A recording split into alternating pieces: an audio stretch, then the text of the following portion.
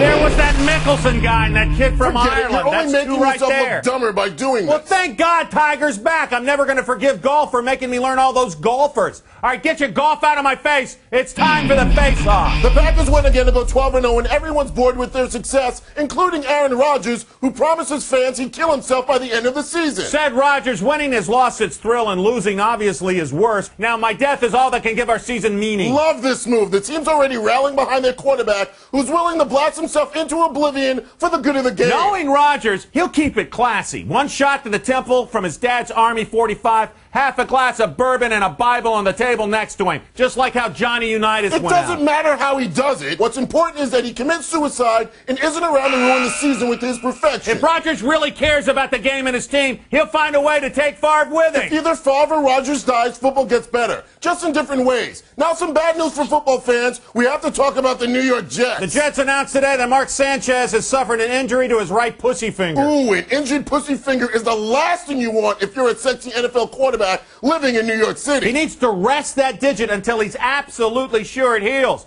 You don't want to aggravate it and get shot. You know, I wouldn't be surprised if this injury has been nagging him all year. He's been sloppy with his mechanics, using bad motion, forcing it, just locking in and firing away. At this level, you have to work past a dinged-up pussy finger or a numb titty hand. Just because Sanchez can't cut the mustard doesn't mean he can't lick the jar. Doc, you folksy pervert, no one wants a paddle on their diddling finger. He might have to take a back seat to Mark Brunell, who said he's down to go out this weekend. Brunell's pussy finger is 41 years old. He can't keep up with the pace of today's finger banging. Well, that may be, or you just may be a fat idiot. The Florida Marlins announced today that they will offer the stupidest and most ridiculous possible contracts to any and all free agents. The Marlins are putting their crazy where their mouths are, giving Jose Reyes over $100 million for 6 half seasons and 3 hamstring surgeries. They're going to need more crazy than that to compete in the NL East. Look at the Mets. You can't just overpay for your big-name Santanas and Beltrons. You need your Jasons Bay and retired Bonillas to fill out your payroll. The Fish are planning to sign both Albert Pujols and Prince Fielder for a $400 million platoon. Throw $150 million at Grady Sizemore, and they'll be the craziest stupid team in the MLB. All right, stick around, Goomfeds. We'll be back with our Cowboys-Giants preview. It's a must-win game for both teams. That's why I've got both teams winning. It's my Doc Lock of the week. Wait, we never approved that segment, Doc. I don't need your approval to make Doc Locks. I want all of you to get out of my face. It's a goof blast. Directly after winning his second Super Bowl, a hopeful Eli Manning approached his father, legendary quarterback Archie Manning, and asked if he could finally stop playing football. Eli said he just wants to move somewhere no one knows him. Get a dog, watch movies, talk to girls, and go to school like a normal boy. Archie denied the request, saying Eli is the only son he has left to live vicariously through. You can't blame Eli for wanting to quit. He's got 2 rings, but his injured brother is still considered the good Manning, and New York still hates him. New York fans are the smartest in the world, and they'll like him when he's good, not just when he wins Super Bowls. Just because he's got 2 rings doesn't mean he doesn't suck. Pretty sure it does, Kenny. You know, Peyton only has 1 Super Bowl ring. Yeah, don't argue with my conventional wisdom. Peyton is good.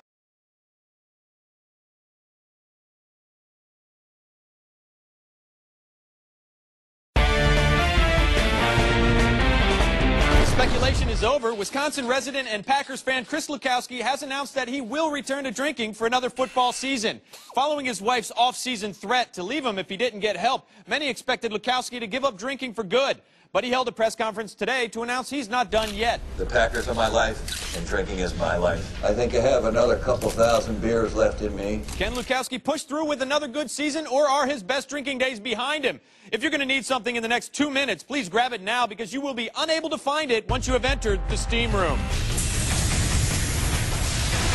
Welcome to the Steam Room. I'm Tim Devan, and alongside OSN sports analyst Marcus Kelly. Marcus, there is no I in Steam. I know that, Tim. Then the Steam Room begins now.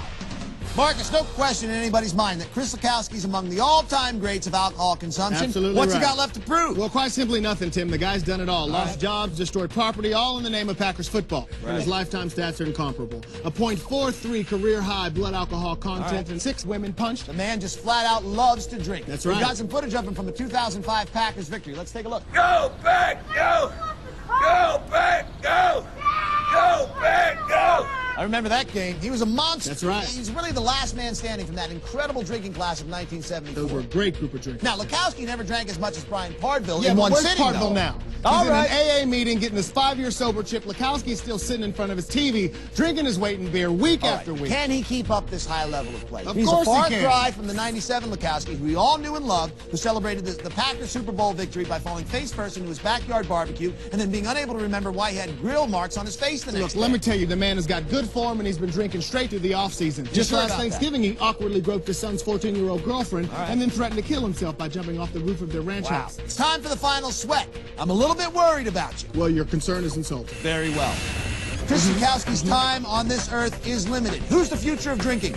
I wouldn't look any further than the Lukowski household. Wow. Alex Lukowski has shown a tremendous potential for drinking since age 3 when his father poured beer in his bottle to keep him quiet during the game. And he's already accomplished so much at such a young age. That's showing right, he up has. wasted out of his mind for his job at Gumby's Pizza, Absolutely. losing his tooth in somebody's milkshake, and routinely peeing He's blood. got the best coach there It's is. incredible. If the Packers are still playing, this kid will be drinking. Got a real future. Marcus Kelly, I can't tell if we've survived the steam room or died and gone to some sort of warm, steamy purgatory. Either way, it's been an honor, Tim.